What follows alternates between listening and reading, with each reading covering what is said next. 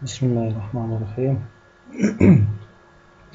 कल हमने यहाँ तक काम कर लिया था जिसमें हमने सप्लायर का बैलेंस जो है वो कैलकुलेट कर लिया था, उसके लिए स्टोर प्रोसीजर्स बना लिया था, यूनियन को पढ़ लिया था और मल्टीपल जो हमारे टेम्प टेबल हैं, CTE, डिक्लेयर टेबल, वेरिएबल्स, इनके बारे में हमने स्टडी किया था।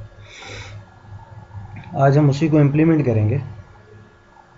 जो हमारा टेम्प टेबल जो हमने बनाया था एक स्टोर प्रोसीजर, उसके थ्रू जो हमारा सप्लायर तो सिलेक्टेड इंडेक्स चेंज हो या इसकी वैल्यू चेंज हो तो सप्लायर का जो भी बैलेंस है, पर्टिकुलर बैलेंस, वो यहाँ पे हमें शो हो जाए। ठीक है। तो बैलेंस से रिलेटेड मैं कुछ चीज़ें और ऐड करूँगा यहाँ पे।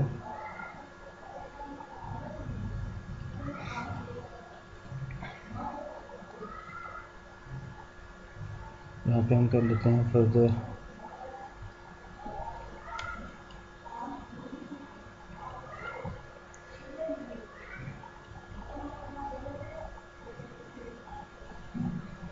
इसको मैं कर देता हूँ मॉडल सेंटर में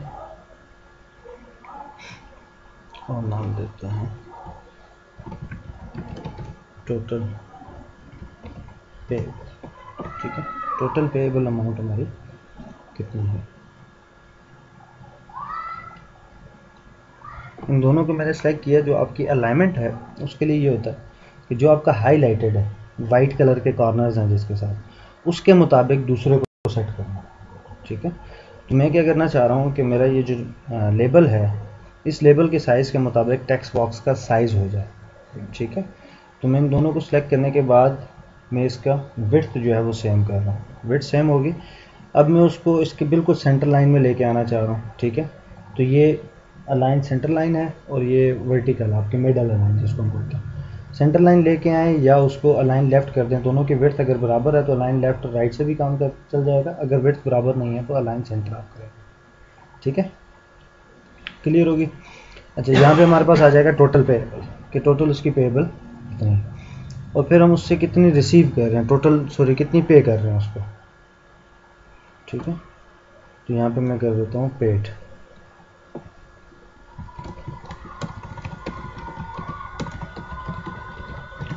टोटल पेड, और इसका जो रीड ओनली है वो हम ख़त्म कर देंगे, टाइप स्टॉप शुरू हो जाएगा।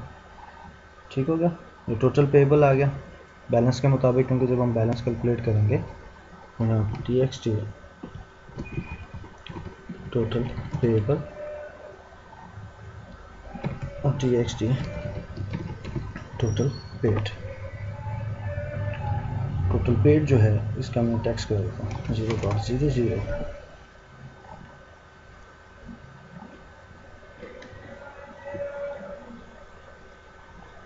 इन सब का भी टैक्स कर देता हूँ 0.00।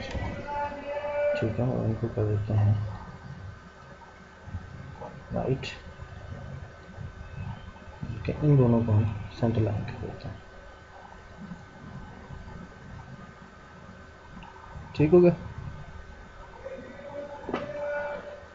ओके। सप्लायर मैनेजर के अंदर स्टोर प्रोसीजर को कॉल कर लेंगे जो हमने स्टोर प्रोसीजर बनाया था। मैं इसी को कॉपी करता हूँ और यहाँ पे मैं कहता हूँ सप्लायर बैलेंस बाय सप्लायर। ठीक है। और एक ऑप्शनल पैरामीटर डिक्लेयर करता हूँ, optional by val supplier code as a double equal to -1। By default value जो होगी इसकी -1 होगी। ठीक है। बाय डिफ़ॉल्ट जब मैं इसको कॉल करूं और कोई भी पैरामीटर की वैल्यू ना दूं तो इस पैरामीटर की बाय डिफ़ॉल्ट वैल्यू जाएगी -1। यहाँ पे क्यूरी के बजाय हम कर देंगे प्रोसीजर नेम। ठीक है। तो प्रोसीजर हमारे पास जो कल हमने क्रिएट किया था उस प्रोसीजर को मैं कॉल कर लेता हूँ यहाँ पे। ठीक है।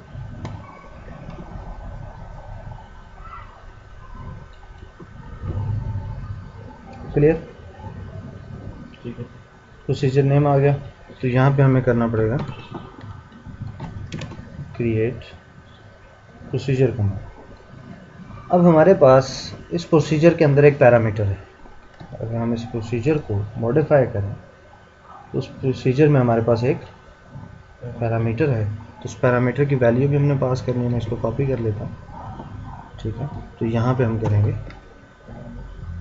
dal डॉट पैरामीटर्स और यहाँ पे पैरामीटर का नेम आ जाएगा, ठीक है, और उसकी जो वैल्यू है वो हमारे इस पैरामीटर से आ जाएगा। Is it okay? ठीक हो गया। सप्लायर कोड की हमने वैल्यू दे दी। इसको मैं थोड़ा सा साइज बड़ा कर देता हूँ, ठीक है। तो यहाँ पे हमारे पास आ जाएगा सप्लायर कोड। तो ये हमें क्या रिटर्न करेगा? सप्लायर का बैलेंस रिटर्न करेगा एक डेटा सेट में, ठीक है। आप इसको डेटा सेट में भी ले सकते हैं, अगर डेटा सेट में नहीं लेना तो आप इसको रीडर के थ्रू भी कर सकते हैं, क्योंकि हमने इसको लिस्ट के लिए भी इस्तेमाल करना है कि ऑल सप्लायर्स के कौन कौन से बैलेंसेज हैं हमारे पास इस वक्त, ठीक है। तो उसके लिए भी हम इसको कॉल कर सकते हैं। तो बेटर ऑप्शन है कि डेटा सेट ले लो। ठीक हो गया। मैं आता हूँ सप्लायर के सिलेक्टेड इंडेक्स के ऊपर। मैंने डबल क्लिक किया तो मेरे पास एक बना सप्लायर जो कॉम्बो बॉक्स है, उसका सिलेक्टेड इंडेक्स चेंज, कि जैसे ही उसका इंडेक्स चेंज हो मैं इसको आता हूँ इसके पर्टिकुलर रीजन के अंदर ले जाता हूँ, ठीक है। जैसे ही इसका इंडेक्स चेंज हो तो ये क्या करे, जो हमारा टेक्स्ट बॉक्स है txt बैलेंस का, ठीक है, या इसको मैं कर देता हूँ previous balance, txt previous balance का जो टेक्स्ट बॉक्स है उसके अंदर वैल्यू आ जाए। तो मैं इसे कहता हूँ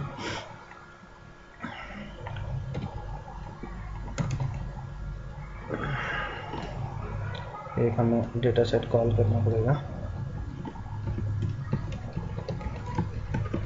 सप्लायर बैलेंस। मैं यहाँ पे से कहता हूँ data set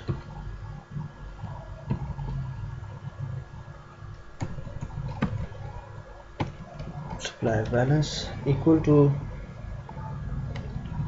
supplier manager dot get supplier balance, ठीक है।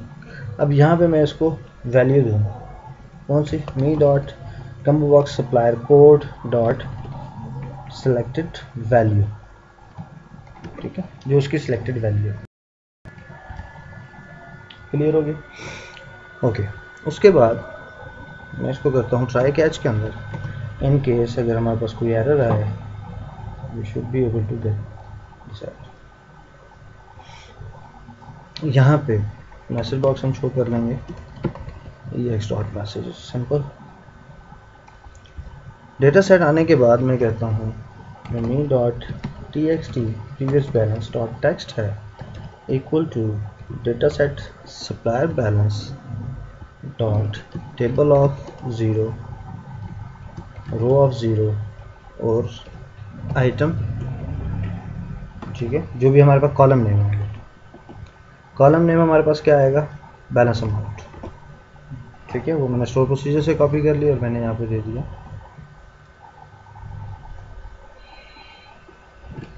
Balance amount. ये हमारे टेक्स्ट बॉक्स में आ गया, ठीक है। इन केस जिस तरह कि हम लोड कर रहे हैं, पहले वो लोड हो रहा है, फिर उसके बाद सिलेक्टेड इंडेक्स -1 होगा, ठीक है।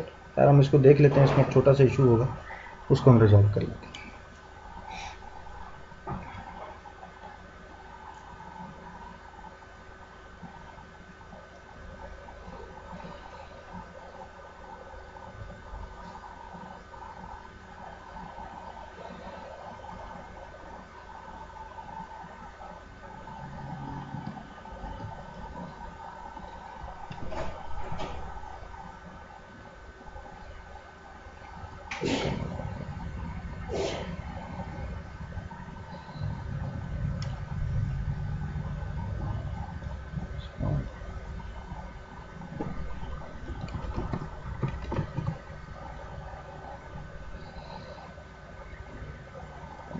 PO as purchase object reference not set to an object dot.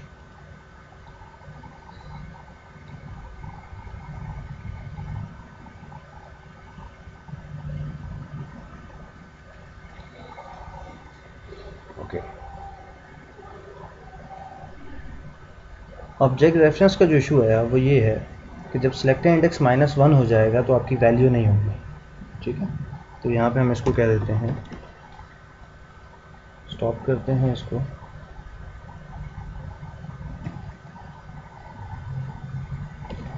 If not me dot cmb supplier code dot selected index equal to -1, ठीक है। जब -1 ना हो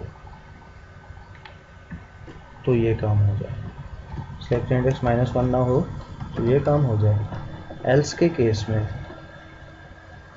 उस भी इक्वल टू 0.00, ठीक है। जब सिलेक्टेड इंडेक्स -1 हो तो उस केस में क्या करें, फिल ही ना करें, ठीक है, डेटा सेट को, और प्रीवियस बैलेंस को 0 कर दें।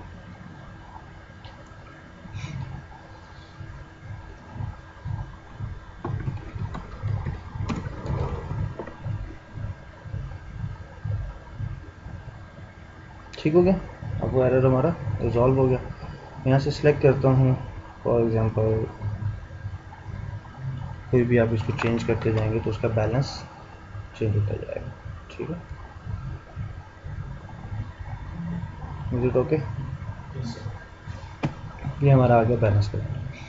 अब जैसे ही हमारे बैलेंस की अमाउंट चेंज हो तो total payable net total plus हो जाए प्रीवियस बैलेंस में, ठीक है, और टोटल पेएबल की अमाउंट यहाँ पे आ जाए। ऐसा ही होना चाहिए, ठीक है। तो हम साथ साथ चीज़ों को अब लेके चल रहे हैं, ठीक है, कि बैलेंस प्रीवियस बैलेंस के चेंज होने पे मैं इसका टेक्स्ट भी चेंज कर देता हूँ लेबल का,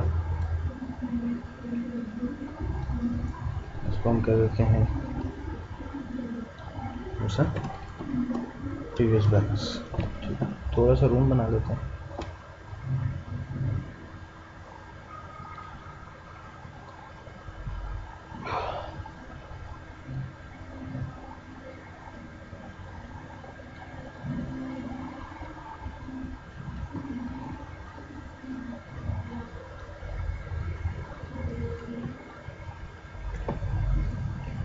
इसके मुताबिक मैं इनके मिडिल सेंटर अलाइनमेंट कर लेता हूँ, थोड़ी सी लोकेशन चेंज की है, इसके मुताबिक इनके मिडिल सेट कर लेते हैं, ठीक होगा।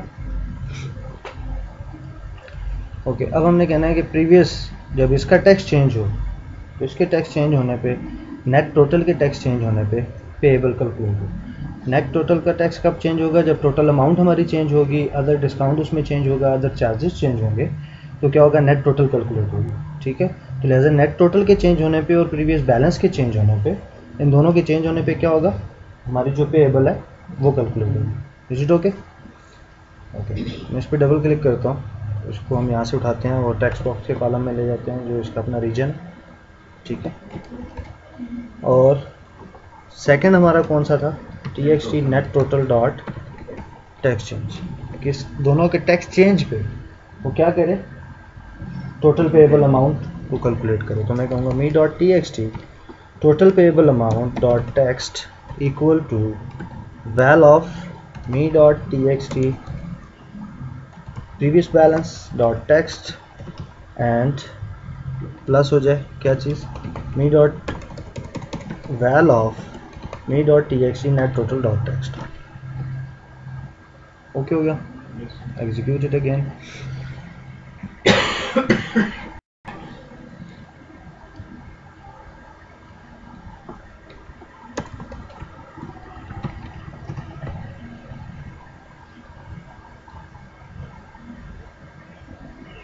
मैं इसको कहता हूँ है ना, और टोटल अमाउंट हमने चेंज कर दी, टोटल पेएबल अमाउंट चेंज करनी थी, बल्कि इसको हम यहाँ पे ब्रेक पॉइंट लगाते हैं, टोटल अमाउंट हमने चेंज कर दी, जो कि टोटल पेएबल को चेंज करना था।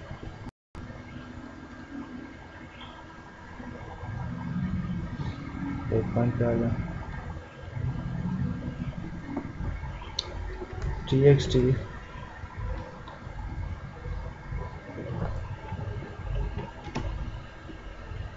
Total payable dot text, break point को ख़त्म करते हैं, एग्जीक्यूट करते हैं अगेन, ठीक है। तो टोटल पेएबल अमाउंट हमारी चेंज हो गई, ठीक है। इसको क्लोज करके दोबारा ओपन करते हैं। ठीक हो गया, टोटल पेएबल अमाउंट चेंज हो जाएगी। अब एक चीज़ और कि यहाँ पे 0.00 आ रहा है और यहाँ पे 0 आ रहा है, ठीक है। तो उसको हमने 2 डेसिमल में कन्वर्ट करना है, must be in 2 decimal point. जब 0 भी हो तो 0.00 है। ठीक हो गया, ओके ओके। इसके लिए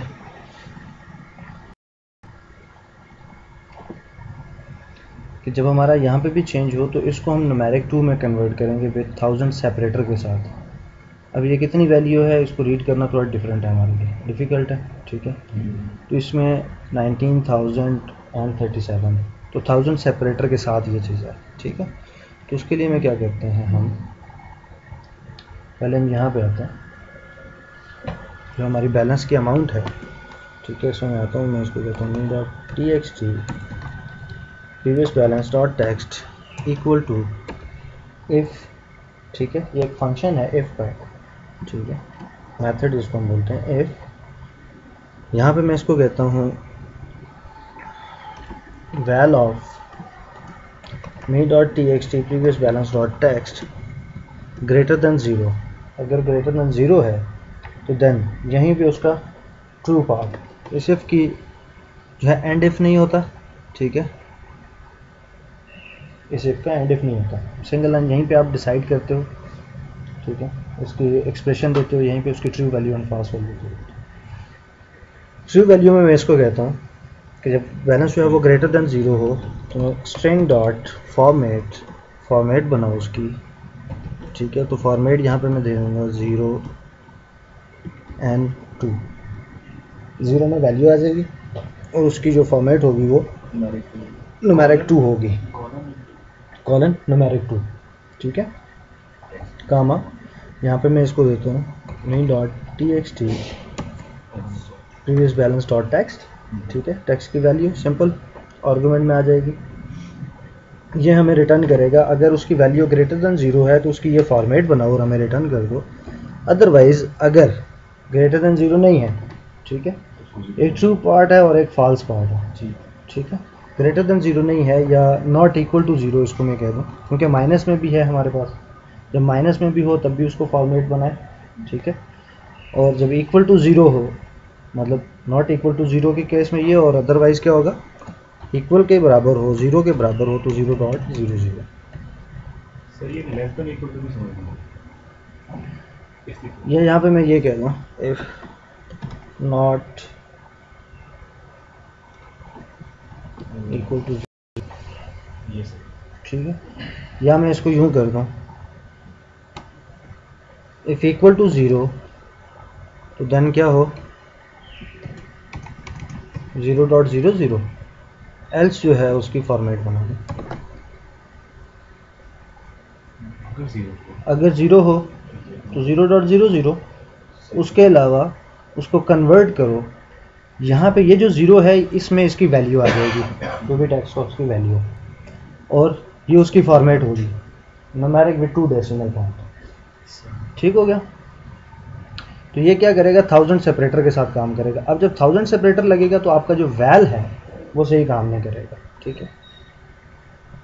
तो यहाँ पे आप ज़रा देखिएगा, मैं क्या कहता हूँ एडमिन। अब जो आपका वैल का मेथड है, इस केस में अगर मैं यहाँ पे लेके आता हूँ, कन्वर्ट नहीं किया,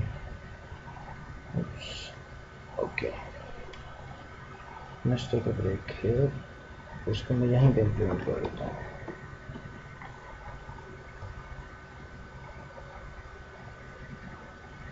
इसको हम करते हैं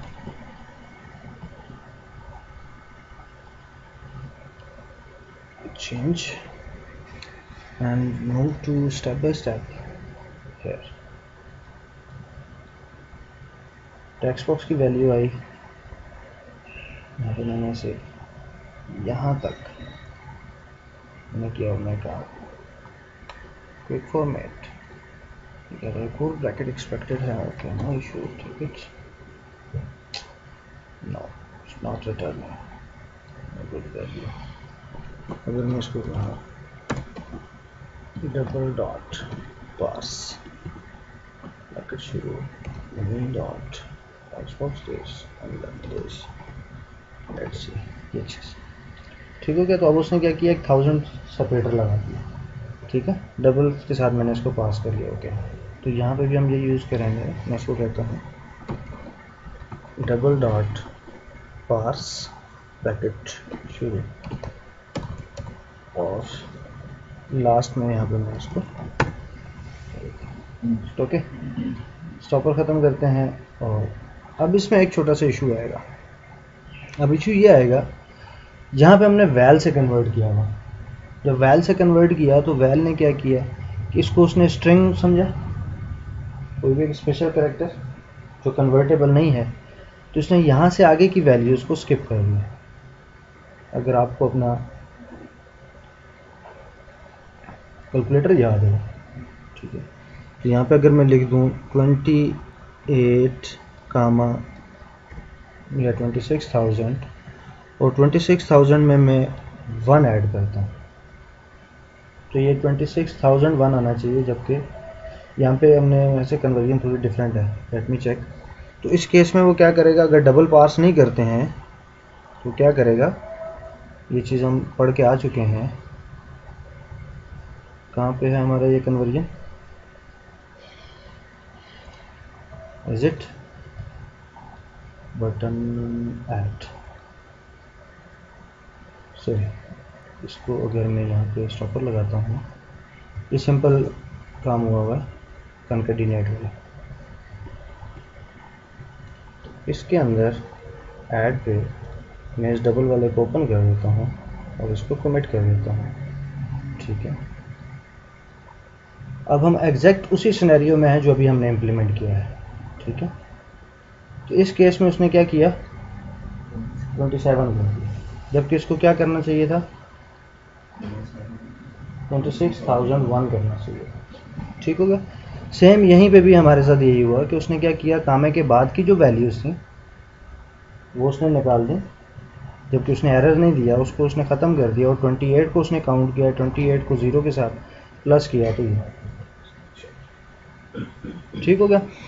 अब इसको हल करने के लिए किसी भी केस में हम जाएंगे जिसमें 1000 की वैल्यू आएगी उसमें ये प्रॉब्लम करेगा, ठीक है, जिसमें 1000 सेपरेटर आएगा हमारे पास, ठीक है। जिस केस में 1000 सेपरेटर नहीं आएगा उस केस में ये प्रॉब्लम नहीं करेगा, ठीक है। अब इस केस में 1000 सेपरेटर नहीं आया तो उसने एक्चुअल कैलकुलेशन करके हमें दे दी, ठीक हो गया।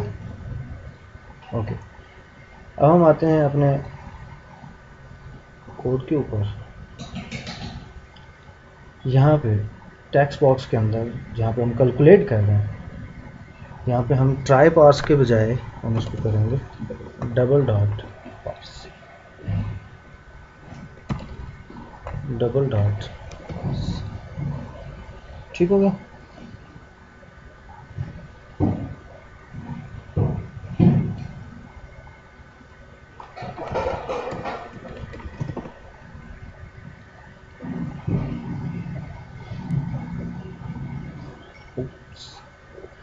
अब डबल डॉट पार्स में हमें एक चीज़ और हैंडल करनी पड़ेगी। यहाँ पे हमें इसे कहना पड़ेगा कि अगर वैल्यू ग्रेटर देन 0 है या इक्वल 0 के इक्वल नहीं है तो फिर उसको डबल पास करेगा, ठीक है, अदरवाइज ये एरर देगा।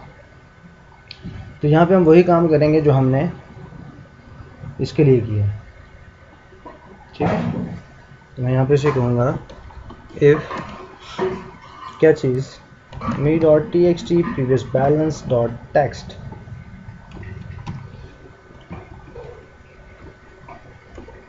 वैल ऑफ दिस, या सिंपल अगर मैं इसको यूँ कह दूँ text not equal to this 0.00 this, comma अगर इसके बराबर हो, 0 के बराबर हो, सिंपल क्या करे, क्या रिटर्न कर दे, हमें 0.00 रिटर्न कर दे, एल्स क्या करे, उसको कन्वर्ट करे, एल्स उसको क्या करे, कन्वर्ट करे। अगर ये 0.00 है तो सिंपल हमें 0 रिटर्न कर दे या 0.00 रिटर्न कर दे, अदरवाइज उसको कन्वर्ट कर दे। Same if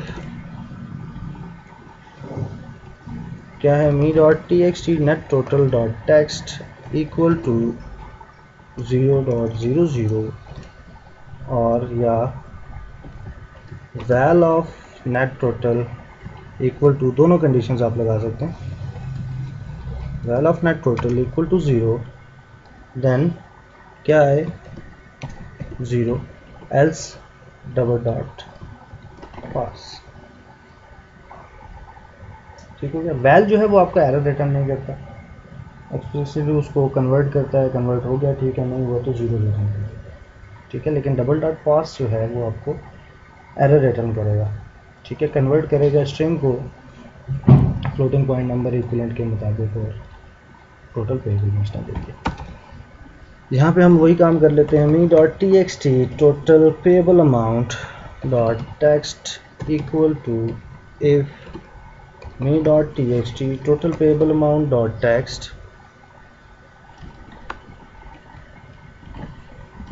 val of total payable amount dot text and equal to 0,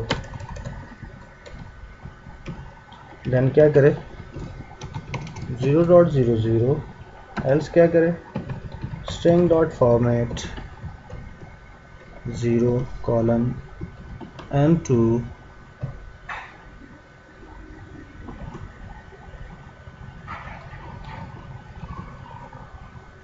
with double dot pass me dot txt total payable amount dot text. Is it okay?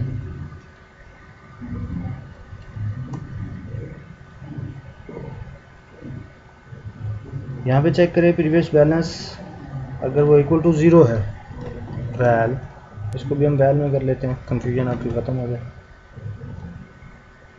अगर equal to 0 है तो 0 return कर दे, else उसको convert करके return करे। Same इसी तरह से नेट टोटल अगर 0 है तो 0 रिटर्न कर दे, अदरवाइज उसको कन्वर्ट करके रिटर्न कर दे। ओके। उसके बाद पेएबल अमाउंट में जो हमारे पास वैल्यू आ गई है उसको वो चेक करे, अगर वो 0 है तो 0.00, अदरवाइज उसकी फॉर्मेट बनाए न्यूमेरिक विद 2 डेसिमल पॉइंट और हमें रिटर्न कर दे। यहाँ तक ओके?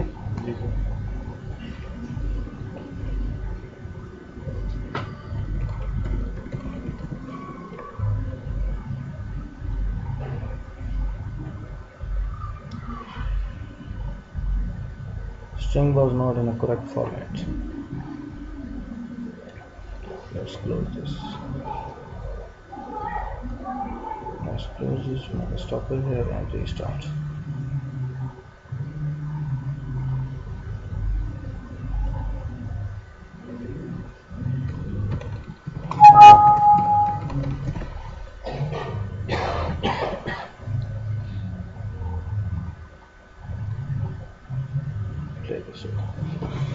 यहाँ पे अब हम इसको चेक करते हैं कि इशू है क्या। ठीक है, फॉर्म के लोड इवेंट में आपके जो ये टेक्स्ट चेंज हैं, जो बाय डिफ़ॉल्ट आपने टेक्स्ट दिए हुए हैं, ये कॉल होते हैं। ठीक है, अब मैं इस स्टॉपर को दोबारा कॉल करता हूँ।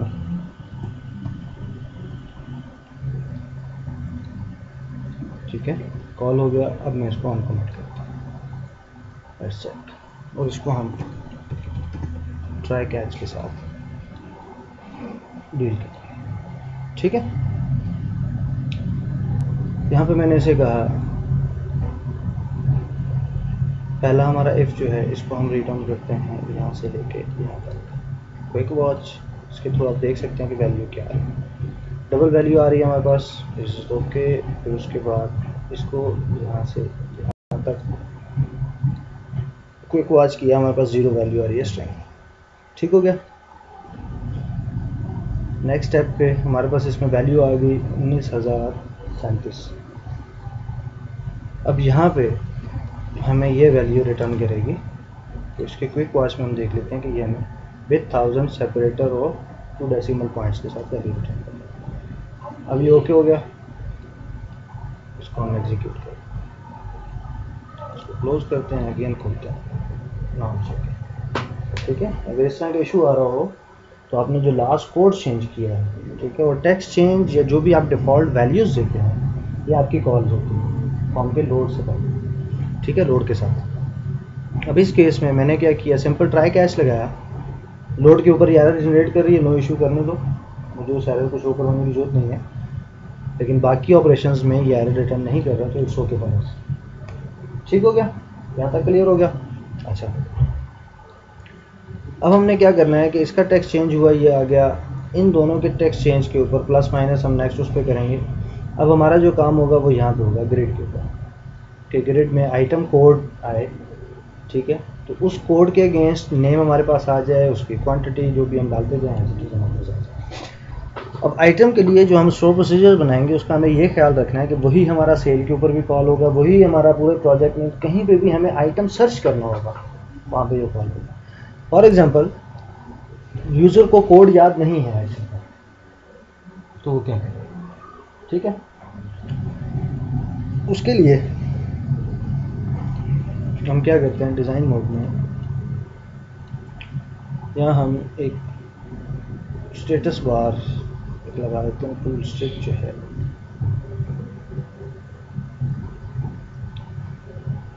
स्टेटस टूल स्टिक्स, और इसको मैं उठा के ले आता हूँ बैक, ठीक है, लास्ट में, और यहाँ पे मैं कुछ लेबल दे देता हूँ, और उस लेबल की मैं प्रॉपर्टी दे देता हूँ F1 आइटम सर्च। ठीक हो गया, इसके फॉन्ट, कलर और जो आप देना चाहते हैं आपको। ठीक हो गया, ये हेल्प के लिए है। ये जो हमारे टोटल आइटम्स हैं, ये टोटल डिस्काउंट है, ये भी हम यहाँ पे दे सकते हैं। ठीक हो गया, उसको आप फर्दर इसमें ऐड करते जाएं। ठीक है, जो आपने ऐड करने हैं डिटेल वो यहाँ पे आप देते जाएं। कन्वर्ट टू, किसी में कन्वर्ट करना है, सप्लेटर लाइक, तो यहाँ पे आप दे सकते हैं। यही जो टोटल आइटम आपने यहाँ थे आप यहाँ पे भी दे सकते हैं। ठीक है, ये जो आपने टोटल डिस्काउंट यहाँ किया है यहाँ पे भी दे सकते हैं। ठीक है, टोटल उसकी पेबल अमाउंट वो नीचे दे सकते हैं, टोटल आप ले कितनी रही हैं और बैलेंस कितना बचा, वो चीज़ें आप यहाँ पे टू डिस्ट्रिक्ट में दे सकते हैं अगर आप देना चाहें तो, इस डिपेंड ऑन। ठीक है, ओके, मैंने एक हेल्प के लिए लगा दिया, F1 जो है वो आइटम सर्च के लिए होगा। ठीक, एक हम ओके, अब हम आ जाते हैं जो आइटम की सर्च के लिए हम चीज़ बनाएंगे उसके ऊपर थोड़ा सा काम कर लेते हैं। आइटम जो है वो हमारे पास कहाँ से आएगा। पहला, हम प्रोडक्ट के टेबल को यूज़ करेंगे क्योंकि उसमें हमारे पास ऑलरेडी प्रोडक्ट्स अवेलेबल है, एंट्रीज अवेलेबल है। यहाँ पे आ गई प्रोडक्ट। ठीक है, उसके बाद प्रोडक्ट जब आपने एक बिज़नेस स्टार्ट किया, सेम उसी तरह जिस तरह कल मैंने सप्लायर की एग्जांपल दी थी, तो हमारे पास कुछ टोटल स्टॉक, अवेलेबल स्टॉक जो है वो हमारे पास पड़ा हुआ था, जिसमें टोटल स्टॉक कितना है, बोनस इतना है, टोटल स्टॉक कितना, टोटल अवेलेबल स्टॉक। जब एंट्री शुरू हुई, जब एप्लीकेशन इम्प्लीमेंट हुई और वो कंपनी जिस पे आप इम्प्लीमेंट करने जा रहे हैं वो ऑलरेडी एग्जीक्यूटेड है, जो 2-3 साल से काम कर रही है, तो जब वो एक स्टॉक एंटर करेगा, एक आइटम एंटर करेगा, तो वो उसका जो अवेलेबल स्टॉक है, करंट उसके पड़ा हुआ है उसके पास, तो वो यहाँ पे मेंशन कर देगा कि मेरे पास जब मैंने ये सॉफ्टवेयर शुरू किया तो इतना स्टॉक अवेलेबल था। ठीक हो गया, ओपनिंग स्टॉक यहाँ पे आ जाएगा। अब जब आप परचेजिंग करेंगे तो आपका स्टॉक क्या होगा, परचेज डिटेल इन्वॉल्व होगी, तो इससे आपका स्टॉक बढ़ेगा। क्या होगा, स्टॉक बढ़ेगा। फिर इसी तरह जब आप सेल करेंगे तो क्या होगा, स्टॉक कम होगा। ठीक हो गया, अब हमने रियल टाइम पे स्टॉक कैलकुलेट करना है कि हमारा इस वक्त करंट स्टॉक है क्या। ठीक है, वही जो कल हमने काम किया था उसी के ऊपर काम कर लेते हैं। आइटम का कोड क्या है, आइटम का नेम क्या है, उसकी परचेज प्राइस क्या है, उसकी सेल प्राइस क्या है, अवेलेबल क्वांटिटी हमारे पास कितनी है, अवेलेबल बोनस क्वांटिटी कितनी है, अवेलेबल टोटल स्टॉक हमारे पास। ठीक है, तो उसके लिए मैं यहाँ पे एक और क्यूरी बना लेता हूँ आपके प्रोजेक्ट के अंदर।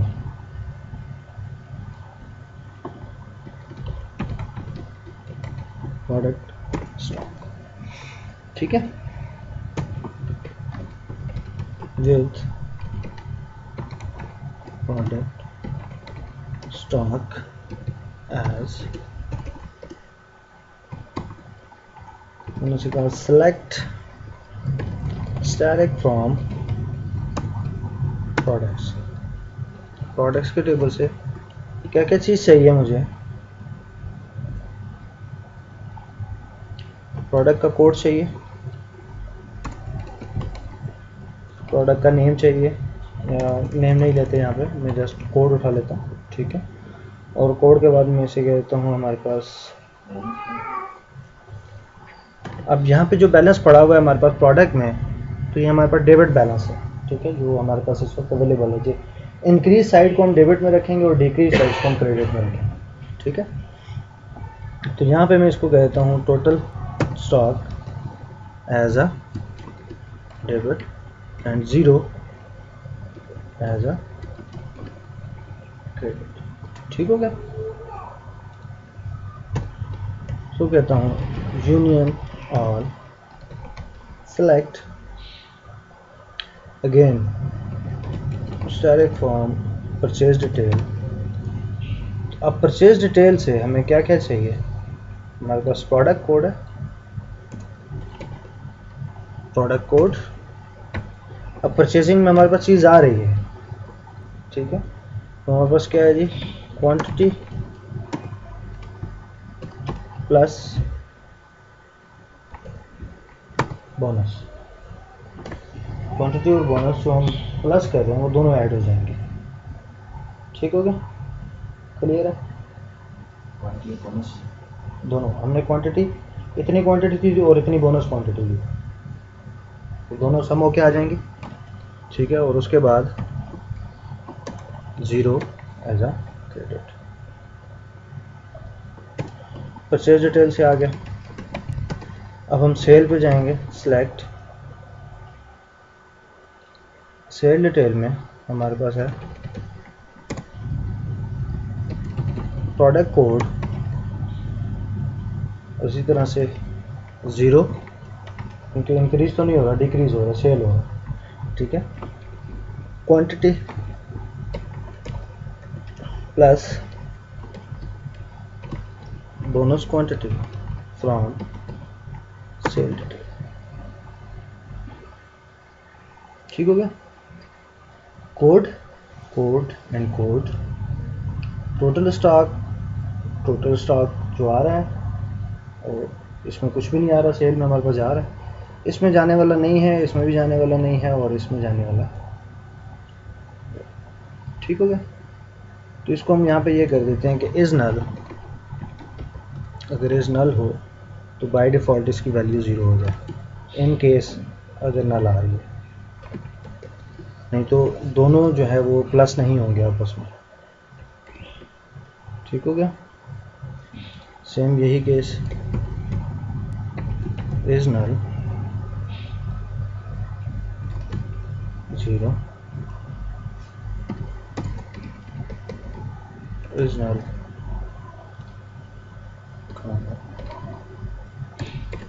ज़ीरो, ठीक हो गया। यहाँ से लेके यहाँ तक मैं सेलेक्ट करता हूँ और एग्जीक्यूट करता हूँ, ठीक है। तो हमारे पास डेबिट इतना है, इतना है, इतना है, तमाम प्रोडक्ट्स के हमारे पास स्टॉक, टोटल स्टॉक जो है, ठीक है। और क्रेडिट ये सेल आउट होगा, ठीक है, सेल में हमारे पास कुछ एंट्रीज पड़ेगी, ठीक हो गया यहाँ तक, ओके। यहाँ पे हम क्या करेंगे, select static from product stock, ठीक है। हम सिंपल इसके मुताबिक सेलेक्ट कर रहे हैं, तो यहाँ पे मैं इसे कहूँगा क्या चीज़, सॉरी इसको हम चेंज कर देते हैं एज अ प्रोडक्ट कोड। यहाँ पे मैं कह देता हूँ product code comma sum of DR जो हमारा डेबिट है, डेबिट वैल्यू, ठीक है। ये हमारे पास टोटल जो इंक्रीजिंग है वो, इसमें से माइनस कर देता हूँ सम ऑफ CR, जो हमारी डिक्रीजिंग है वो एज अ क्या हो जाएगा, स्टॉक बैलेंस।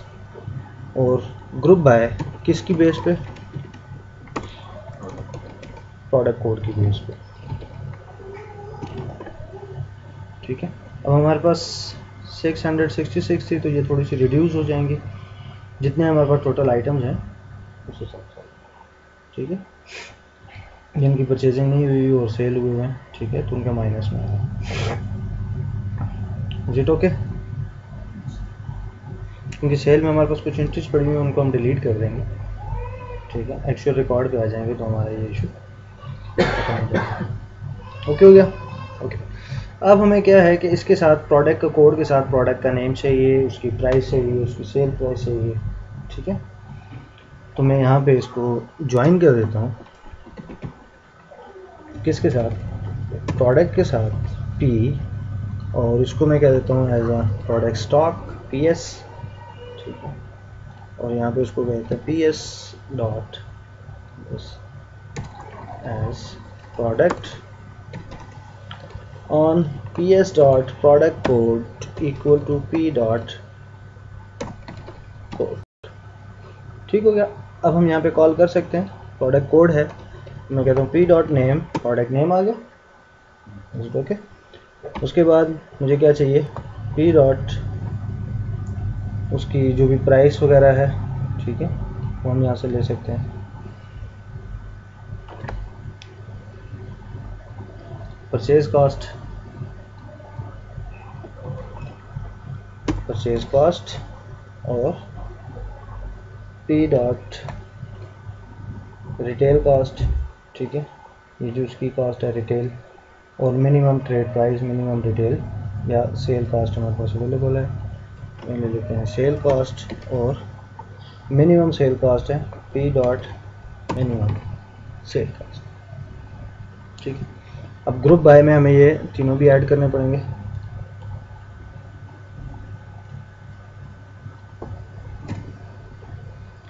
$598 है product name, sorry to go, product name, ठीक हो गया। 597 रह गया। एक जो है वो ऐसी प्रोडक्ट है जो हमारे पास अवेलेबल नहीं है, निकालते हैं कौन सी product,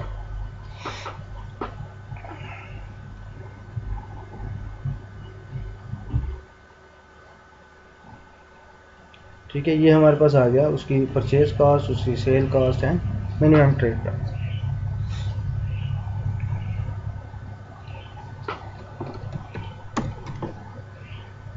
Let's join. Let's see.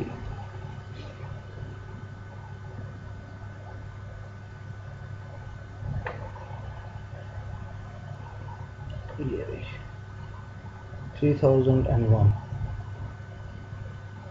ठीक है। इसका मतलब है ये हमारे पास प्रोडक्ट में नहीं है लेकिन कहीं और लाइज कर रही है। Select static from sale detail where product code equal to 33001, ठीक है। ये सेल में हमारे पास पड़ी हुई है क्योंकि हम दूसरे एप्लीकेशन से, दूसरी डेटाबेस से हमने इंपोर्ट की थी चीज़ें। तो मैं इसको चेक करता हूँ, सेलेक्ट स्टैटिक फ्रॉम, जो हमारा प्रोडक्ट का टेबल है, where code equal to 33001, available है या नहीं, अवेलेबल नहीं है, ठीक है। तो हम यहाँ से इसको डिलीट कर देते हैं, डिलीट फ्रॉम सेल, ठीक हो गया। अब हमें लेफ्ट जॉइन लगाने की जरूरत नहीं है। 597, ठीक है। तो ये हमारे पास आ गया अवेलेबल स्टॉक बैलेंस भी हमारे पास आ गया, मिनिमम उसकी trade price, cell cost and purchase cost और ब्ला ब्ला ब्ला, ये चीज़ें हमारे पास अवेलेबल होगी। Is it okay? ओके, अब हम क्या करते हैं, इसी को स्टोर प्रोसीजर बनाएं और इसको भी सेम उसी तरह से कि हम चाहें तो सिंगल प्रोडक्ट का भी ले सकें और तमाम की तमाम प्रोडक्ट्स का भी ले सकें बाय नेम, ठीक है, ये प्रोडक्ट को सर्च कर सकें और बाय कोड भी सर्च कर सकें। तो यहाँ पे हम करेंगे create procedure MSP get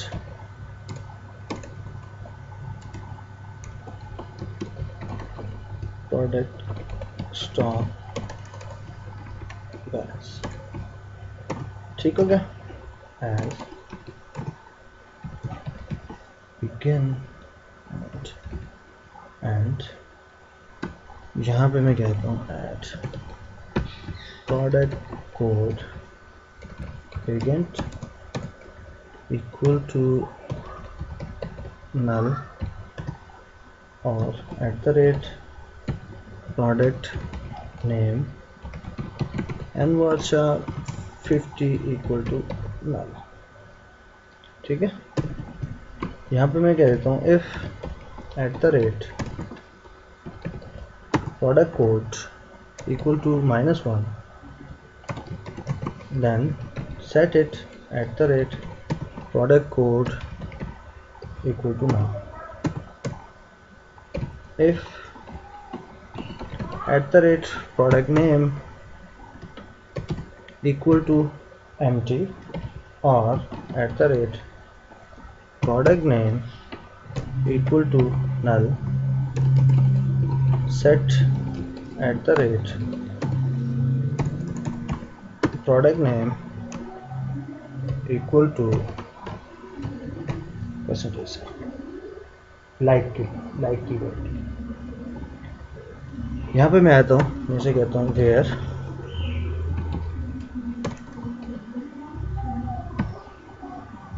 p.code equal to case when @product code is null, then क्या हो p.code else @product code end। उसके बाद मैं कहता हूँ and p.name like क्या case when like simple @product name, क्योंकि इसमें मैंने क्या कहा, मैंने उसे कहा कि अगर प्रोडक्ट कोड जो है वो एम्प्टी है या नल है तो उसमें क्या कर दे, प्रोडक्ट नेम में ये डाल दे। और यहाँ पे मैं इसे कह देता हूँ एल्स के केस में क्या करें, set @product name equal to plus @product name plus, like के लिए आप क्या करते हैं, डबल परसेंटेज साइन देते हैं। अगर आपने राइट लेफ्ट किसी भी जगह पे वो लाइज कर रहा हो कैरेक्टर जो यहाँ पे आया है, ठीक है। तो इस केस में मैंने क्या किया, प्रोडक्ट नेम के अंदर अगर वो एम्प्टी है तो ये दे दिया, इसका मतलब है लाइक ऑल, तमाम के तमाम सर्च करें, ठीक है। अगर वो एम्प्टी नहीं है तो उसके शुरू और आखिर में मैंने यहीं पे 2% के साइन दे दिए और सिंपल कह दिया product name like product name, ठीक हो गया। इसको एग्जीक्यूट करते हैं, स्टोर प्रोसीजर हमारा क्रिएट हो गया। इस स्टोर प्रोसीजर को हम यहाँ पे एग्जीक्यूट करके देखते हैं अपने पास, इसको रिफ्रेश करें, product stock balance execute. First time मैं दोनों को नल वैल्यूज देता हूँ, ठीक हो गया, null and null, sorry is null, ठीक है। इसको अल्टर करते हैं,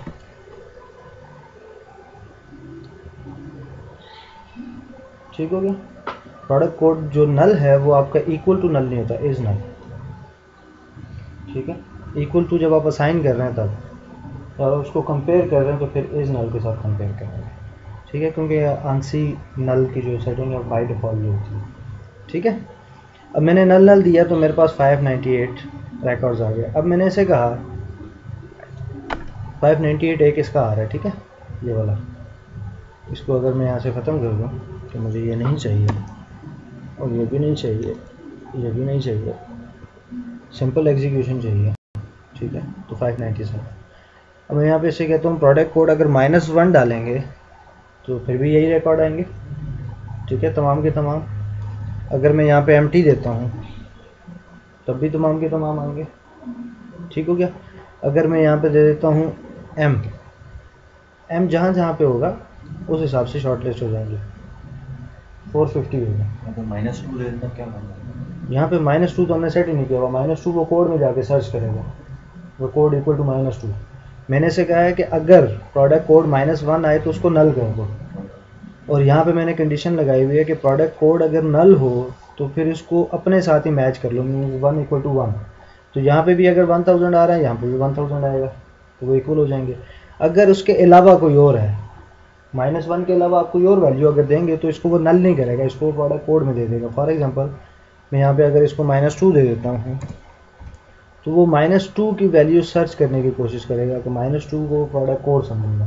ठीक है, अगर यहाँ पे मैं कहता हूँ प्रोडक्ट कोड 1000, ठीक है, और m को मैं यहाँ से नल कर देता हूँ, क्योंकि जो 1000 है उसके नेम में m नहीं आ रहा, और सॉरी 1001 हमारी जो प्रोडक्ट है, फर्स्ट प्रोडक्ट।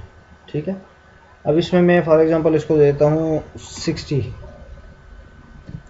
स्ट्रिंग है तो मस्ट बी इन स्ट्रिंग 60, तो उसको 60 ml का मिल रहा है। और यहाँ पे अगर मैं इसे कहता हूँ -1 और विद उसके अलावा जिस जिसमें 60 है वो लेके आ गया। ठीक है, या मैं कहता हूँ जिस जिसमें सिरप है SYP, ठीक है, वो लेके आ जाए। ठीक है, तो अब वो है जिस जिसमें सिरप है जहाँ जहाँ पे भी आया। ठीक है, क्लियर हो गया। तो ये हमारा एक स्टोर प्रोसीजर बन गया जो हमें मल्टीपल वैल्यूज़ 2 पैरामीटर के मुताबिक हमें लेके आना। क्लियर है। अब हम इस स्टोर प्रोसीजर को यूज़ करेंगे कहाँ पे,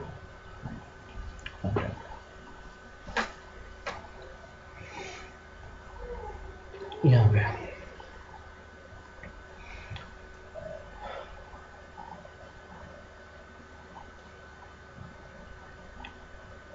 ओके,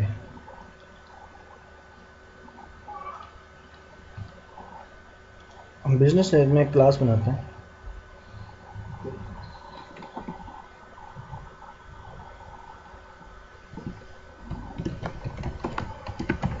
प्रोडक्ट मैनेजर, ठीक है, और यहाँ पे हम इसी को मैं कॉपी कर लेता हूँ।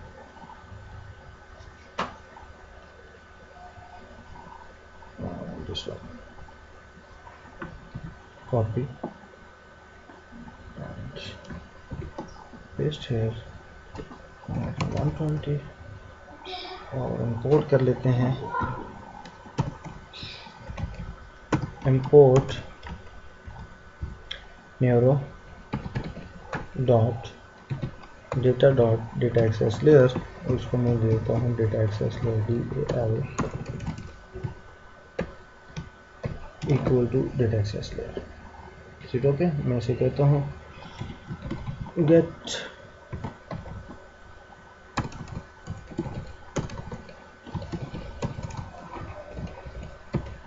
Product by code and name.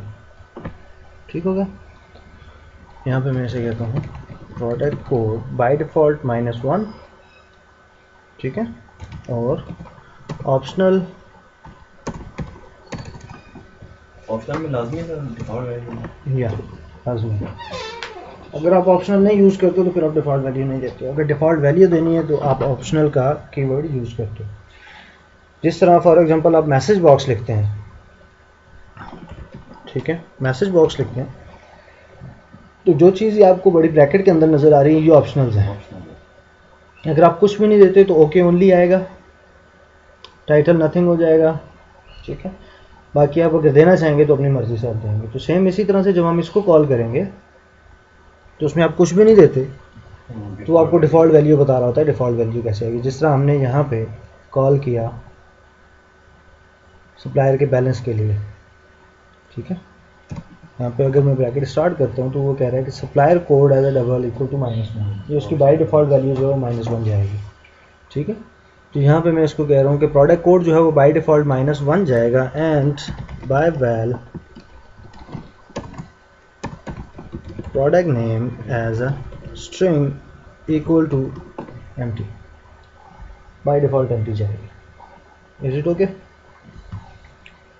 Okay, अब आते हैं स्टोर प्रोसीजर्स में। यहाँ से मैं स्टोर प्रोसीजर को कॉपी करता हूँ एंड यहाँ पे लाके पेस्ट कर देते हैं। और जो उसके जो पैरामीटर्स हैं, एक पैरामीटर को कॉपी किया और यहाँ पे मैं पेस्ट कर देता हूँ, ठीक है। तो यहाँ पे हमारे पास क्या आ जाएगा, product code, second parameter DAL dot parameter comma product name. तो यहाँ पे हम उसको कॉपी कर लेते हैं, प्रोडक्ट नेम को, प्रोडक्ट नेम। ओके हो गया? ओके, परचेज के ऊपर आते हैं। फॉर्म के लोड इवेंट पे मैं को डेटा सेट ले लेता हूँ, data set products.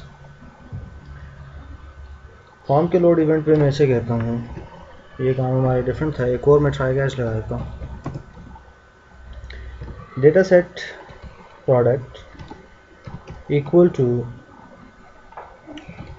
Product manager dot get product by name. जहाँ पे मैं कोई भी वैल्यू नहीं देता तो इट्स मीन तमाम की तमाम प्रोडक्ट इसके अंदर आ जाएंगे। वन टाइम मैं तमाम की तमाम प्रोडक्ट्स इसके अंदर लेके आ जाऊँगा, बस, ठीक है। बाद में मैं उसको फिल्टर कर लूँगा यहाँ पे कोड के मुताबिक। यहाँ पे जब यूज़र कोड डालता जाएगा तो मैं बजाय इसके दोबारा डेटाबेस में जाऊँ, डेटा सेट को फिल करवाऊँ, यहाँ पे पॉपुलेट करवाऊँ, तो मैं क्या करूँगा, इस डेटा सेट के ऊपर मैं फर्दर ऑपरेशंस करूँगा। इस डेटा सेट के अंदर से सर्चिंग करूँगा, इसके अंदर सेलेक्ट का एक्सप्रेशन लगा के इसमें से वैल्यूज़ लूँगा और अपने अपने पर्टिकुलर कॉलम के अंदर उसको पेस्ट करूँगा, ठीक हो गया। जो मुझे नहीं मिलेंगी तो उसके लिए मैं क्या करूँगा, एक और फॉर्म हम बनाएंगे जिसके ऊपर पूरी पॉपुलेट होकर वैल्यूज़ आ रही होंगी, उसको हम शो करवाएंगे और उससे वैल्यूज़ को ग्रिड में मूव करवाएंगे।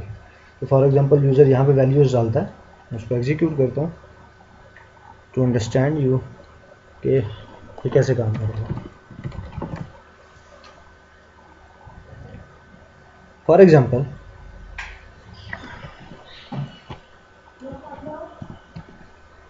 हमारे पास प्रोडक्ट कोड 1001 है, ठीक है, और ये चल रहा है 1041, उसके बाद 2001 आ गया। इसका मतलब 1042 हमारे पास अवेलेबल नहीं है, ठीक है। तो हम यूज़र को यहाँ पे कहेंगे, अगर यूज़र यहाँ पे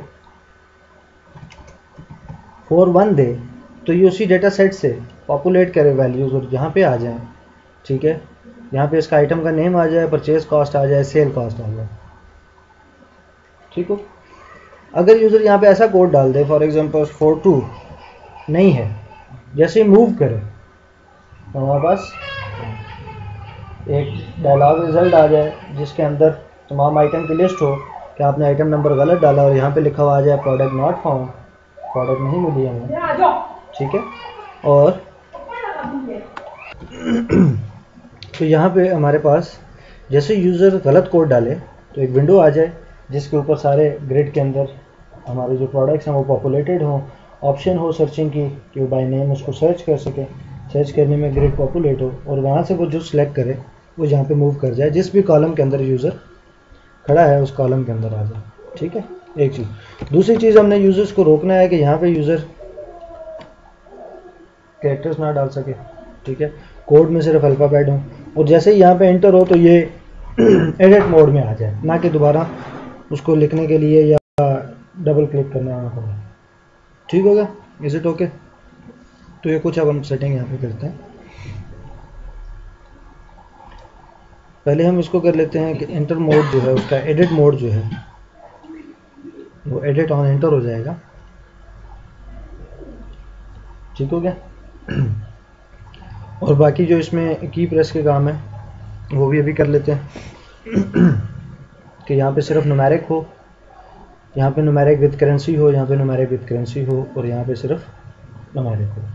ठीक है? और यहाँ पे भी न्यूमेरिक विद करेंसी हो, और ये रीड ओनली है। ठीक हो गया? व्यू कोड में आता है। सारे कोड को मैं बंद करता हूँ।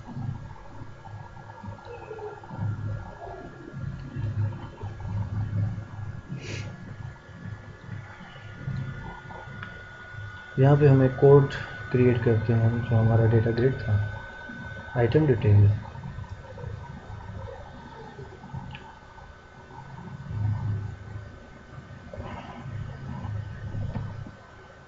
Edit control showing, editing control showing, और इसको मैं ले जाता हूँ मूव करके स्पेस। ठीक हो गया? यहाँ पे मैं से कहता हूँ ट्राई कैच। अब हमने करेंसी के लिए आई थिंक यूटिलिटीज क्लास में हमने कौन कौन सा बनाया था, enter tab, num press only for numeric हमने बनाया हुआ। ठीक है? तो कुछ हमें और बनाने पड़ेंगे ग्रिड से रिलेटेड। ठीक हो गया? तो यहाँ पे मैं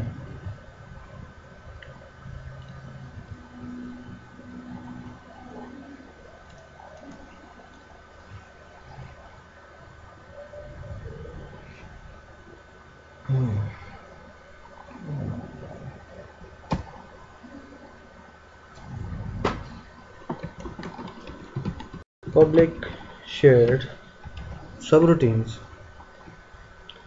में से कहता हूँ currency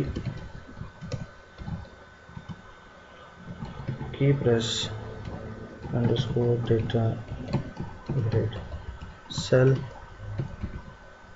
sender as a object और e as a key press event argument। ठीक हो गया?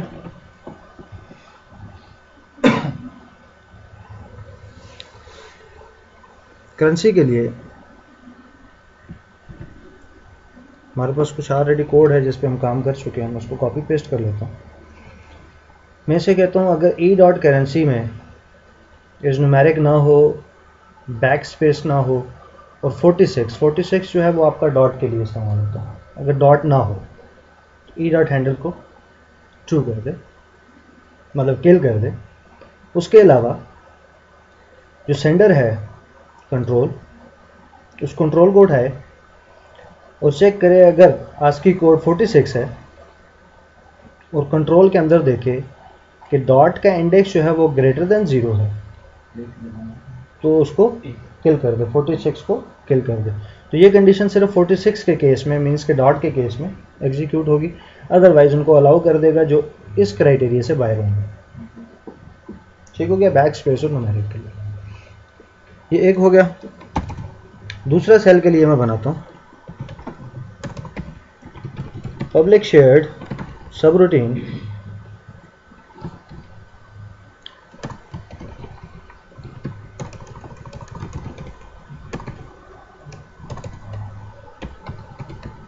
Numeric key press data grid cell sender as a object and e as a key press event argument। ठीक हो गया? तो इसके लिए हमने न्यूमेरिक का काम करना है जो हम काफ़ी दफ़ा पहले भी कर चुके हैं, बल्कि यहाँ ये हमने किया। ठीक है, ओनली नंबर इसके लिए। मैं इसको कॉपी पेस्ट करता हूँ। Is it okay? ठीक है, ओके। अब हम आते हैं सेल के ऊपर।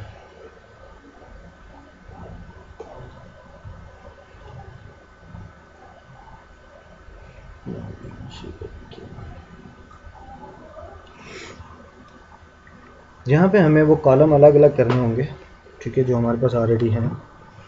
सबसे पहले मैं ये कहूँगा कि जो हमने सब रूटीन्स बनाई हैं, उन सब रूटीन्स को हम सेल के अंदर जब एडिट मोड में जाते हैं तो ये टेक्स्ट बॉक्स या जो भी आपके कंट्रोल्स होते हैं, लाइक ग्रिड में अगर आप देखेंगे एडिट कॉलम में, तो हर एक की टाइप है अपनी, ठीक है, कॉलम की type,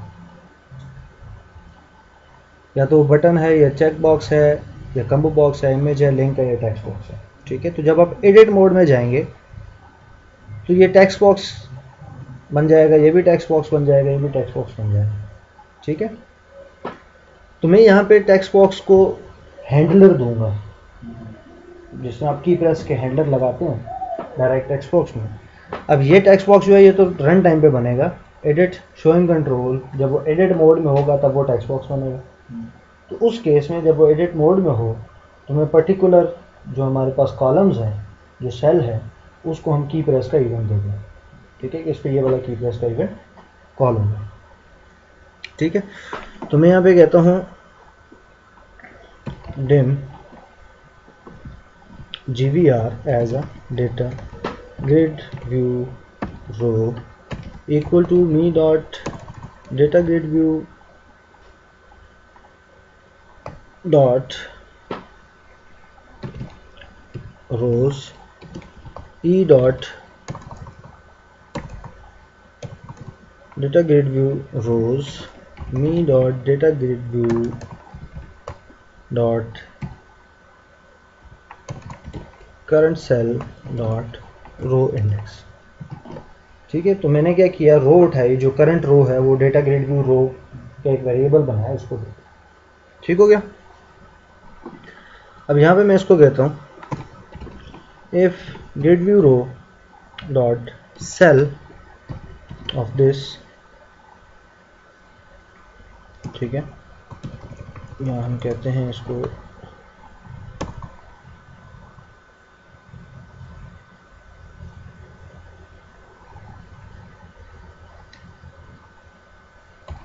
me dot data grid view detail dot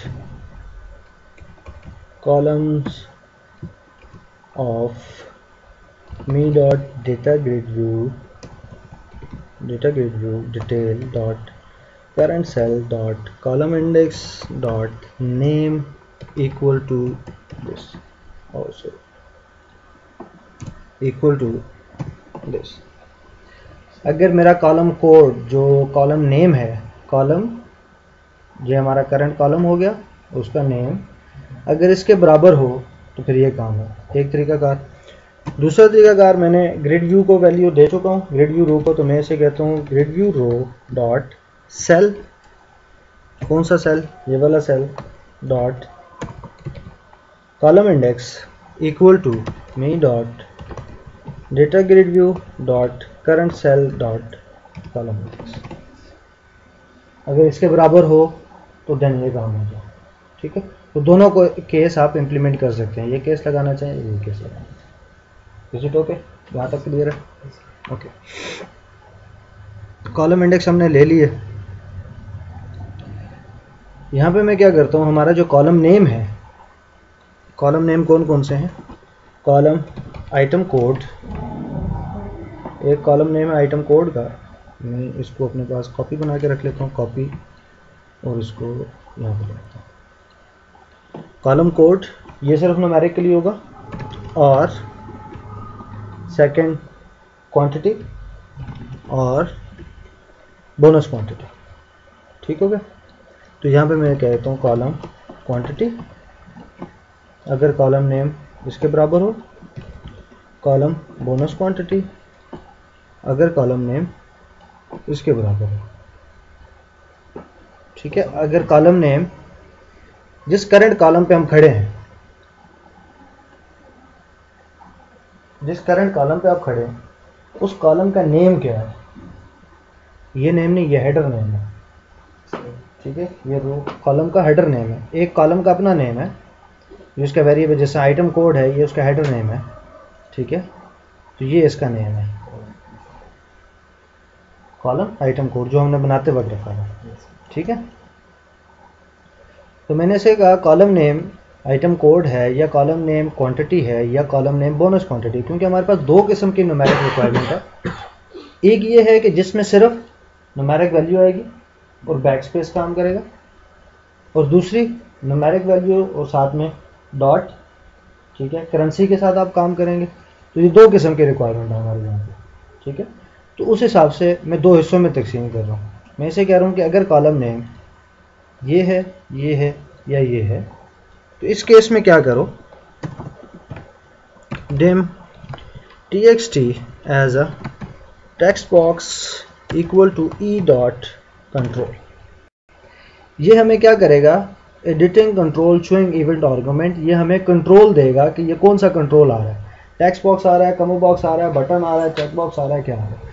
तो हमारे इस केस में हमारे पास क्या है, सिर्फ टेक्स्ट बॉक्सेस हैं, तो टेक्स्ट बॉक्स आ रहे हैं। अगर आपके पास टेक्स्ट बॉक्सेस के अलावा हो, ठीक है, और आपने सिर्फ टेक्स्ट बॉक्स के ऊपर इवेंट लगाना हो, तो उस सूरत में आप क्या करेंगे, आप करेंगे dim ctrl as a control equal to e dot control, ठीक है। फिर आप लगाएंगे if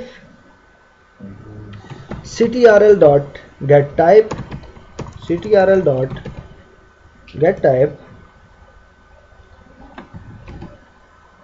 अगर आपको याद हो तो हमने ये कहा किया था, फोकस के लिए किया था, इस गेट टाइप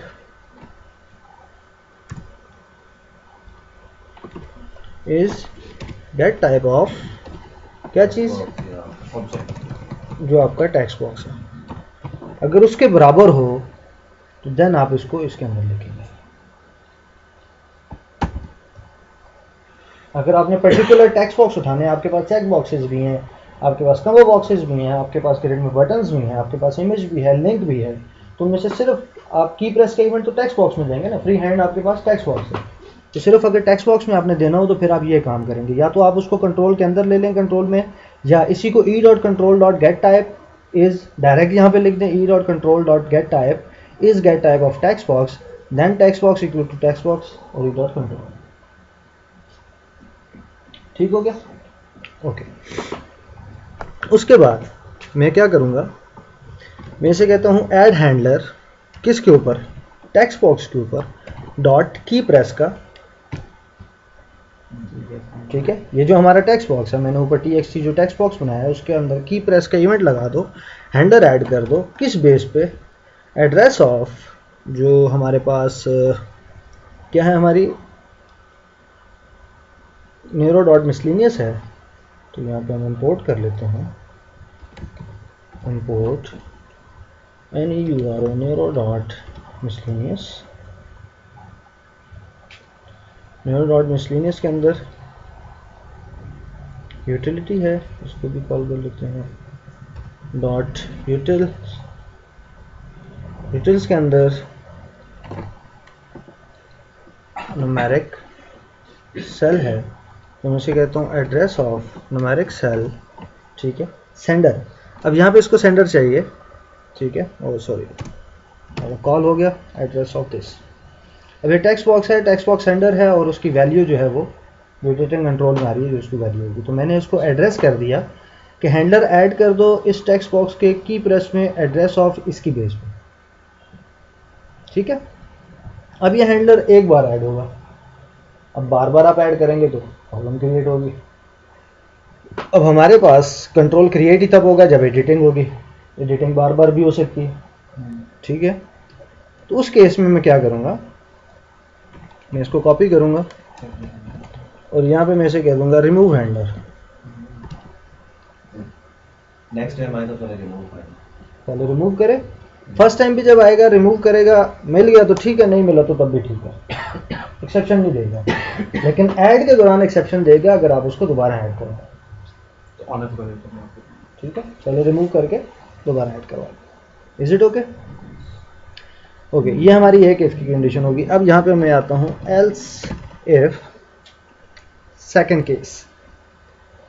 केस हमारा क्या है, purchase cost, cell cost and discount. ये वाला कॉलम ठीक है, ये 3 कॉलम हैं जिसमें हमने क्या करना है, सी बता दो। करेंसी वाला डालना। तो मैं इसको कॉपी करता हूँ, एलसीफ के साथ ले आता हूँ। ठीक है, इसमें हमने करेंसी ऐड करनी है, तो यहाँ से मैं ये कॉलम रिमूव कर देता हूँ। ठीक है, यहाँ पे मैं इसको कहता हूँ कौन कौन से कॉलम है जी, कॉलम परचेज कॉस्ट, कॉलम क्या है हमारा सेल कॉस्ट, और थर्ड कौन सा है, डिस्काउंट, कॉलम डिस्काउंट। इस पे हमारे पास क्या हो जाए, सेम उसी तरह से कंट्रोल बनाए, कंट्रोल बनाने के बाद रिमूव करे, ऐड करे, लेकिन अब रिमूव कौन सा करे, हाँ हमारे पास करेंसी का था एक। ठीक है, इसी को रिमूव करे और इसी को ऐड कर दे। ठीक हो गया। अब अगर ये दोनों केस नहीं है, एल्स किसी और पे, अब हैंडलर जब लग गया तो ये हैंडलर क्या होगा कि जो भी कंट्रोल एडिट में आएगा उसके ऊपर हैंडलर तो रहेगा, क्योंकि हैंडलर हमने ऐड किया, सॉरी रिमूव किया, रिमूव के बाद ऐड कर दिया, हमने रिमूव नहीं किया। ठीक है, जब वो दूसरे किसी कंट्रोल पे जाएगा तो दोबारा हैंडलर उसके हिसाब से ऐड कर देगा। अगर ये वाले 3 होंगे तब भी हैंडलर ऐड हो गया, तो न्यूमेरिक वाला हैंडलर ऐड हो गया हुआ। ठीक है, एडिटिंग कंट्रोल के ऊपर। और अगर ये वाले 3 होंगे तो करेंसी वाला ऐड हो गया है। अगर इसके अलावा कोई और आपके ग्रिड में कोई और कॉलम हो जो ओपन हैंडेड हो, जिसके ऊपर चेक ना लगा हो, ठीक है, तो उसके ऊपर भी हैंडलर ऐड हो जाएगा जो आपका लास्ट हैंडलर आपने ऐड किया है। क्योंकि हम एडिटिंग कंट्रोल के ऊपर काम कर रहे हैं, तो एडिटिंग कंट्रोल में वो सारे कंट्रोल एडिटिंग मोड में आ जाएंगे और हैंडलर उनके ऊपर भी अप्लाई हो जाएगा। इस केस में हम क्या करते हैं, अगर फिर हम यहाँ पे कहते हैं एल्स, इन दोनों कंडीशंस के अलावा अगर कोई और कंडीशन आए तो आप ब्राई करम जो आपने टेक्स्ट बॉक्सेस पे लगाए हैं हैंडलर,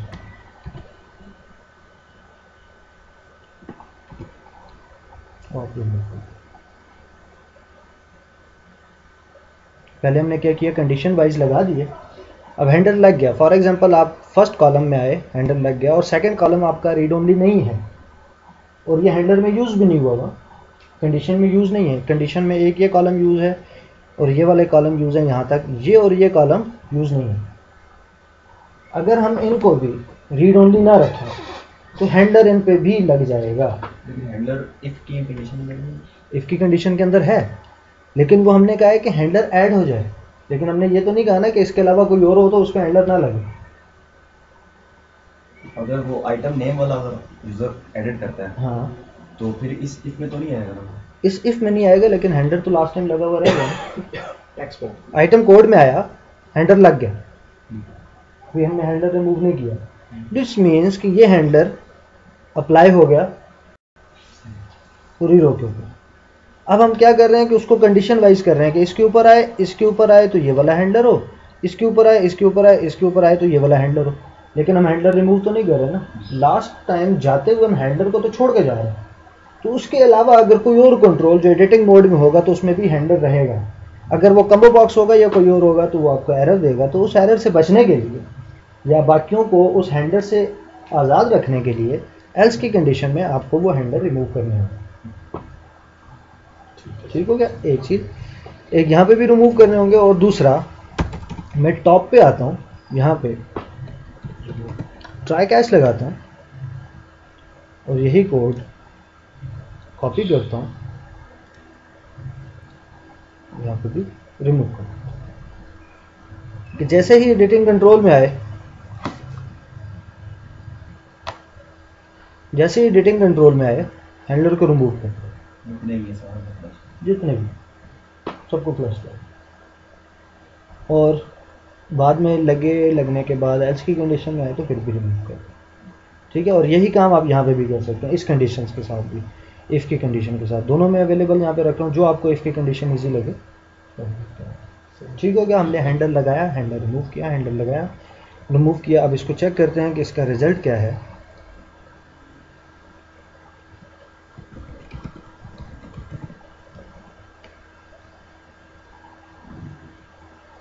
मैं यहाँ पे आया, मैंने कहा ABC ओप्स क्रिएट हैंडलर, यहाँ पे लगाएं जी stopper editing showing control. Let's move on. यहाँ पे मैं आया, इसमें सारे CTRL की टाइप क्या थी,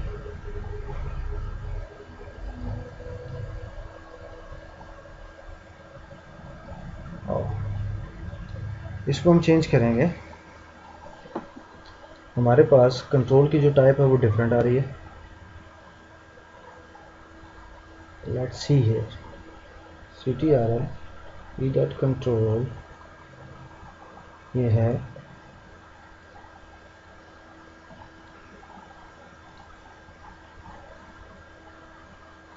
not gate type quick watch. तो गेट टाइप हमारे पास आ रही है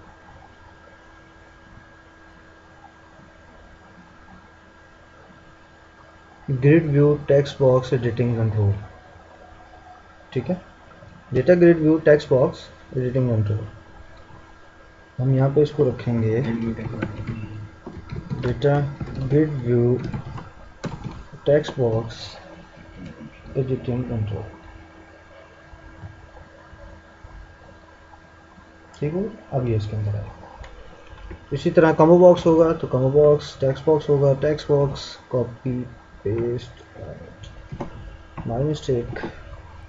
ठीक है, तो ये हमारे पास एडिटिंग कंट्रोल आ रहा है। मैं स्टॉपर ख़त्म करता हूँ और move to the easy word. अब मैं यहाँ पे लिख रहा हूँ, नहीं लिखने हो रहा। ठीक है, नाउ इट्स ओके। अब यहाँ पे आऊँ तो यहाँ पे मैं डॉट लिखना चाह रहा हूँ, नहीं लिखने हो रहा, तो इट्स जस्ट अ क्वांटिटी। ठीक है, अब मैं यहाँ पे मूव करूँगा, हमारा जो नीचे वाला सेकंड ऑप्शन थी हैंडलर की, वो यहाँ पे मैंने इसको कहा 1 डॉट। ठीक है,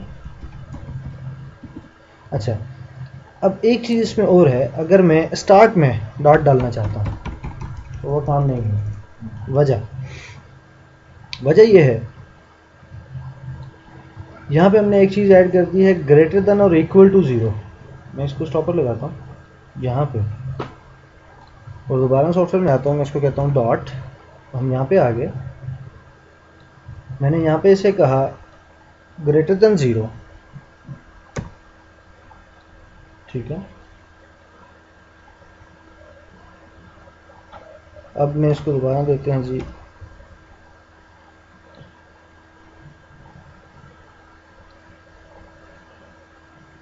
इंडेक्स ऑफ दिस, तो ये हमें क्या रिटर्न करेगा 1।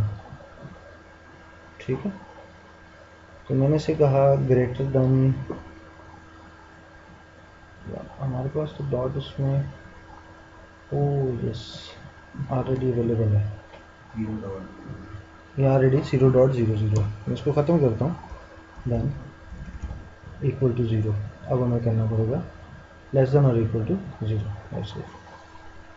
कंडीशन वॉज ट्रू, ये कंडीशन हमारी ठीक थी। ठीक हो गया, यहाँ तक ओके होगी चीज़। हमने हैंडलर लगाए,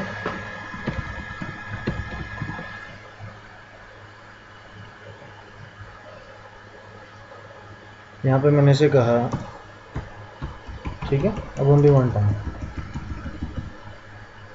यहाँ पे मैंने इसे कहा 15 डॉट, यहाँ पे भी डॉट 1 टाइम ओनली, यहाँ पे भी अगर मैं कहता हूँ इसको डॉट तो 1 टाइम। ठीक है, ये हमारा रीड ओनली है, इट्स ओके। और यहाँ पे हमारे पास सिर्फ हमारे पास ठीक हो गया, यहाँ तक क्लियर होगी। हमने कोड दिया, अब आइटम का हम चाहते हैं कि हम कोड दें, यहाँ पे हमारे पास नेम आ जाए। ठीक है, और उसकी परचेज कॉस्ट जो मेरे पास ऑलरेडी अवेलेबल है वो आ जाए, सेल कॉस्ट आ जाए। यूज़र चेंज करना चाहे अपनी मर्जी के मुताबिक चेंज कर ले।